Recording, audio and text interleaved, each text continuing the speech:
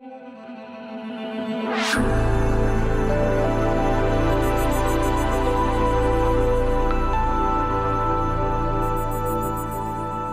it's good to be back with you for another week of Bible study. My name is Kevin Young, and I have the privilege of serving as lead clergy here at Christ's Table. If you'd like to find out more about Christ's Table, you can visit that URL right up there in the corner of your screen, www.christstable.today.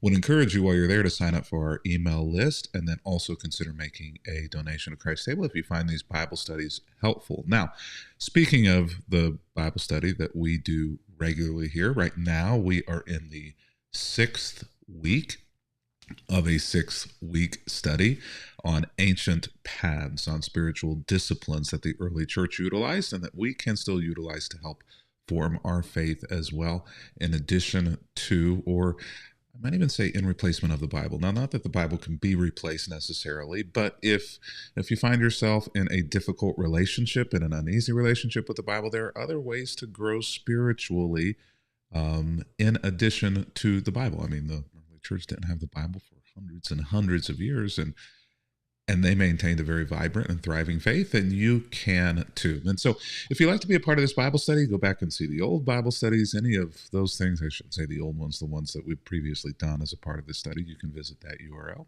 right there, go.christstable.today/ancientpaths. There you're going to find a copy of the PDF, a PDF copy of the study guide, the curriculum that goes along with this study. Now, you don't have to have that, but it'll give you extra questions for every day. It'll give you the text that we're reading.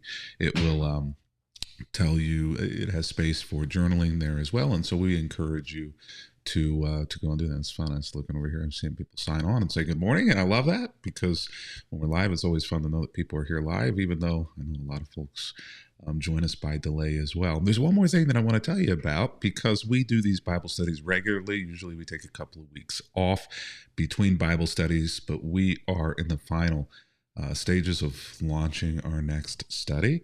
And I don't want to say too much about it, but there's a hint there on the cover of that box as to the next Bible study. And we send physical curriculum guides to each and every one of our studies to anyone who's a donor. So that's why I mentioned being able to donate there at Christ's Table. We send a box about every 2-3 months that includes usually a New York Times bestselling book. The book that we're doing in this coming box is incredible. I honestly may be more excited about this book than I've been about any book that we've done, which is saying a lot, because I love every book that we do. But this one's next level. It's amazing. The study that we're putting along with it is incredible as well. We'll be kicking that off at the very end of May, so it's not too late for you to get involved in that and get that box. So you can get that simply by donating at christstable.today. Well, today we find ourselves in the 6th and final spiritual practice that we're talking through, and this one is catechism. Now, we've already come through 5 spiritual practices: prayer, feasting, fasting, saints. We've talked about creeds, which this one kind of is a little like. We've talked about pilgrimage, and now we're going to talk about catechism. Now, you probably imagine rows of students in a parochial school in the 1950s reciting the Baltimore Catechism, or you might, if you're not Catholic, if you're Protestant, Presbyterian, you might think of the Westminster Confession and all the catechisms that go along with that. I know that a popular one now is the Second London Baptist Confession, Second Baptist Confession, 1689. There are lots of catechisms that have been foundational to a lot of our denominations, and they can have a very kind of negative baggage that comes along with them because of what we imagine and what we remember of them. But catechism at its core, at its foundation, can be a very positive thing. And that's simply, the parochial school 1950s. That's simply one way to execute catechism. So what we're going to try to do this week is maybe kind of reframe this idea of catechism. Now, if you have no idea what I'm talking about with catechism is simply a statement of belief that is usually tailored by someone's age and learning stage in life developmentally to help echo the core teachings of the faith community in a meaningful, digestible, and memorable way. You might say, if you've been along with us for the journey, isn't this the same thing as a creed? And I would say no, but yes, it's very similar to a creed. A creed is usually probably shorter. It's memorable, able to be memorized, preferably, and usually is pretty succinct. It's the main core teachings, and this is a statement of belief that echoes those core teachings. Usually, it broadens out some, and a lot of times catechism can be laid out by lines or by categories, but it helps again distill out the doctrine that a faith community or a particular individual believes. Now, it's not holy, it's not sacred, it's not the Bible, it's not divine, it's not inspired. Catechisms can be wrong, can focus on the wrong things. But at the end of the day, catechisms are, I think, a helpful tool to help us understand the faith. They help us teach ourselves, and they help us to teach others. So why don't we just jump in for our text today, which is in Luke chapter 1, verses 1 through 4. And I don't know if you've ever noticed this, but the book of Luke actually starts off in a very interesting way. The book of Luke is written by Dr. Luke. You will meet Dr. Luke on journeys in Acts with Paul. Dr. Luke, who wrote the gospel, is not an apostle. He's not one of the 12. So the 12 apostles were not all writers of the gospels. Luke was an outsider. So it wasn't a part of the 12. He writes Luke, which is volume 1, the story of Jesus, and then he writes Acts, which is volume 2, the story of the church. And so Acts is simply a continuation of the gospel of Luke. But we see this intro as he begins his gospel, Luke, volume 1. It's very interesting. And so I think it will kind of help us launch into this idea of catechism. Luke 1, chapter 1. Many people have set out to write accounts. This is Luke writing. Many people, not just me, have set out to write accounts about the events that have been fulfilled among us. They used the eyewitness reports circulating among us from the early disciples. Having carefully investigated everything from the beginning, I also have decided to write an accurate account for you, most honorable Theophilus, so that you can be certain of the truth of everything that you were taught.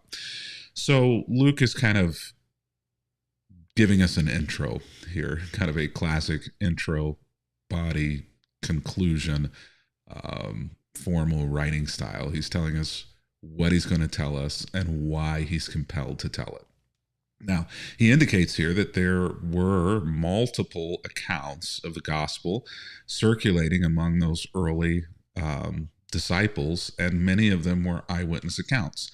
So there were, assumedly, and I think concretely, more than just 4 gospel accounts. Those are the ones that we have, but there were many, Luke tells us, that were circulating. Lots of people wrote down what happened during this 3.5 years of Jesus' life, and many people knew him for even longer than that, knew him his whole life. For those who would have lived or been family in Bethlehem or in Nazareth, for those who would have lived in him, who would have lived with him before he would have started his ministry. So we know that there were all of these accounts. In fact, a couple of the Gospels we know were built upon one of these accounts that we no longer have, called the Q Gospel. So we know this, and Luke knows this, but he was compelled to research and write an accurate account. Not that the others were not accurate, but Luke wanted to have one that he knew and had confidence in the veracity of it. And he has a reason for doing it. The reason for doing it is this gentleman by the name of Theophilus. Now, we don't know what the relationship between Luke and Theophilus is. There have been several compelling explanations as to who Theophilus was and what the relationship might have been. But at the least, we can make a fairly strong assumption that Theophilus was in some way connected to Rome, so probably a Gentile, and was also probably in some way connected to the Roman army, because Luke uses this term, most honorable Theophilus, which in the original language is a term, it's a title. And so this gives us a bit of a clue as to what's going on here. The other indication that we have as to what's going on here is that Theophilus knew or was raised to know the truth, because Luke says there at the very end, so that you can be certain of the truth of everything that you were taught. So Luke is essentially on a mission to have conversations with all of these eyewitnesses who experienced this journey, this life, this passion of Jesus Christ, and is going to put it into written form so that Theophilus can be assured that what he was told and taught as a child, as a wee lad, were true.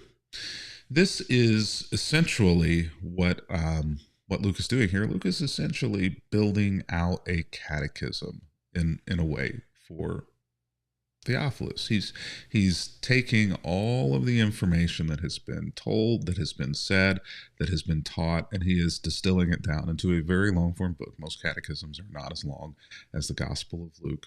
But at the end of the day, Luke's intent is to confirm what was taught, to affirm the truth, and then to do it in such a way that Theophilus can have confidence. He's teaching. He's using a tool to teach.